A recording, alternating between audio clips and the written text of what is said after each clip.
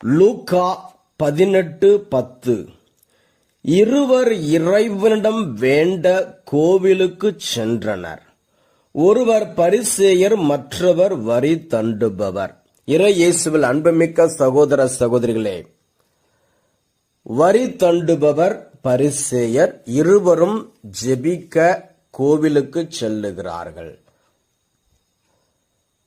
பரிசேயர் தன்னை முழுமையாக இறைவனுக்கு ஒப்பு கொடுக்கவில்லை. அவருடைய ஜெபம் இருதயத்திலிருந்து வரவில்லை, மாறாக உதட்டிலிருந்து வருகிறது. அவருடைய ஜெபம் கடவுளை முன்னிறுத்தவில்லை. கடவுள் மீது ஒரு பற்று இல்லை, கடவுள் மீது அன்பு இல்லை, மாறாக பிறருடைய குறைகள் மீது,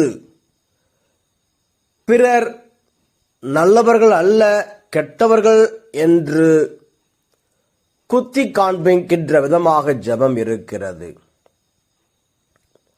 ஆனால் வரி தண்டுபவர் அவருடைய ஜெபத்தை பார்க்கிறோம், இறைவன் மீது முழுமையான ஆர்வம் உடையவராக இருக்கிறார். அந்த ஜெபம் அவருடைய இருதயத்திலிருந்து வருகிறதாக இருக்கிறது. அந்த ஜெபம் தாழ்ச்சி மிக்கதாக இருக்கிறது.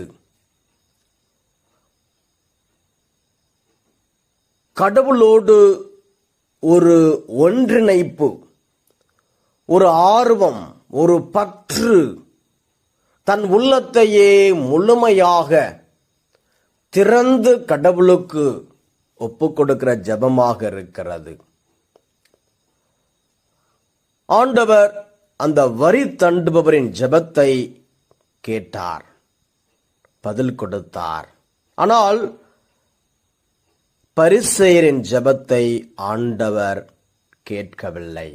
அது ஒரு ஆணவம் மிக்க ஜெபமாக இருக்கிறது, தன்னையே உயர்த்தி கொள்கிற ஜெபமாக இருக்கிறது. தான் நல்லவன் பெரியவன் என்கின்ற விதமான ஜெபமாக இருக்கிறது. ஆனால் வரி தண்டுபவர் இறைவன் முன்பாக தன்னை தாழ்த்தி கொள்கிறார். ஆண்டவரே, நான் பாவி, என் பாவங்களை மன்னியும் என்று ஜெபிக்கிறார். ஆக நாம் எப்படி ஜெபிக்கிறோம்? வரி தண்டுபவரை போலவா, பரிசேயரை போலவா? வரி தண்டுபவரை போல நம்மையே நாம் தாழ்த்தி